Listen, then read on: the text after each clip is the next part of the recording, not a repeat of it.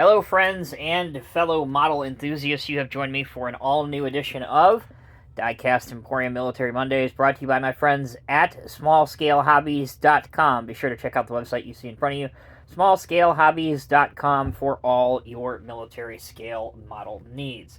The subject of today's video, guys, is one of the baddest helicopters, period, that have ever been devised. It is currently in service with several nations, but most notably for us anyway, the United States Army. So, what is it? Well, it's the McDonnell Douglas AH-64. This version is the AH-64D for Longbow, and I'll go into a little bit more detail as to what exactly that means as we go on. But first, as I always like to do, let's go into some information about the real Apache helicopter, and then we'll take a look at the model. The history of this helicopter began when the Pentagon sent requests to several manufacturers to develop an attack helicopter suitable for night and all weather conditions and missions. After the companies Hughes and Bell were commissioned, the design of a prototype developed by Hughes was selected and started for its first maiden flight in 1975. In 1982, the U.S. Army placed an initial order for 11 helicopters, but soon after successful prototypes and testing, they quickly discovered that this was going to be a suitable replacement for helicopters such as the AH-1 Cobra and the Huey gunship. So, the takeover of the Hughes Company resulted in a new name for this helicopter, which at the time was state-of-the-art and the most efficient aircraft in respect to weaponry and electronic countermeasures, avionics, things like armor, and armament control systems. It became the McDonnell Douglas AH-64A for Alpha version, therefore Apache. In Panama, the helicopter received its baptism by fire, and during the 1991 Gulf War Operation Desert Shield, Desert Storm, it was very, very, very successful in taking out ground targets like BMPs and T-62 and T-72 tanks.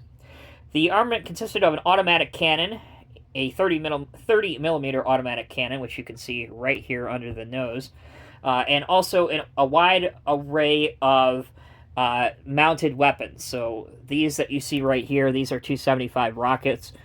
These are a mixture of Hydra and Sidewinder missiles. So you can also put Stinger missiles on this. Basically, your Hydra missiles, those are your anti-tank missiles. Your Stingers are air-to-air, so that could take out air targets as well. So there are several different variants. Obviously, the AH-64A is the first version. The B version had electronic improvements. The C version was equipped with a longbow radar and more advanced avionics. And then we have this version, which is the D version, the Longbow Apache. So what exactly is a longbow? Well, if you look at this device that looks like an alien on top of the rotor, that essentially is several different cameras. And the advantage for having something like this on a helicopter is the helicopter can hide behind a ridge, for example, where only the tip of that camera at the top of the rotor is sticking out. Now, it's got, obviously, HD cameras, but it also has a FLIR camera, which is forward-looking infrared. So this can detect threats from very far away and then engage them without putting the crew at risk or the chopper at risk, especially when you're dealing with things like the Zeus, which is a Russian-made anti-aircraft crude weapon, and things of that nature. So that is essentially what the longbow version does. Obviously, there's much more to it, but I am just trying to do this video as quickly as I can. Another cool aspect of the Apache is that if you ever have the chance to see one in person, it is flown by a crew of 2, and the gunner, his helmet and eyepiece are attached to the front 30 millimeter cannon. And whatever way he looks, you'll see his head look, the gun underneath immediately corresponds with that. So basically, for example, if he looks right, the gun goes to the right. If he looks straight ahead, the gun automatically centers. So that is, again, one of the really, really cool technological advances that this helicopter brings to bear. Again, you can put a series of rocket pods on the side, which are 2.75-inch rockets, Hellfire, Sidewinders, Stinger missiles, lots of different things. Whatever the mission requirement parameters were prior to this helicopter being deployed for that particular mission, you can put on this bird. It is still in service with the U.S. Army, and as I said before, other nations. Now let's talk a little bit more about the model you see in front of you. This is an old Roco MiniTanks probably built around the early 90s. I'm not sure exactly of the date, but there's a picture. You can build any version you want. There are parts in this kit for the Longbow, which is this version you see here, or you could build, the B or C version, or even the A version if you want a really, really early on Apache. There are some decals that are provided. You can see United States Army right here, and then a tail number, which you can see right here. But the decals now are 30-plus years old, so they're not of the best quality. So if you can make your own or get updated ones, I would highly recommend doing that. You can take the canopy off, which I have actually not glued mine down because I'm leaving this open for the possibility of maybe getting some pilots down the road and putting them in the chopper. A lot of these mini tanks kits, they will come with some pilots, but this one, for whatever reason, did not come with them. It is a relatively simple build to do. Some of the parts don't fit exactly right, and I'll tell you, putting the Longbow piece on and the top rotor piece on, that can be somewhat frustrating, just, again, due to the age of the kit. But overall, I would have to say, if you want an example of hands down the most badass helicopter that has ever been devised, in 1/87 scale at least, then I would highly encourage you to seek out this kit.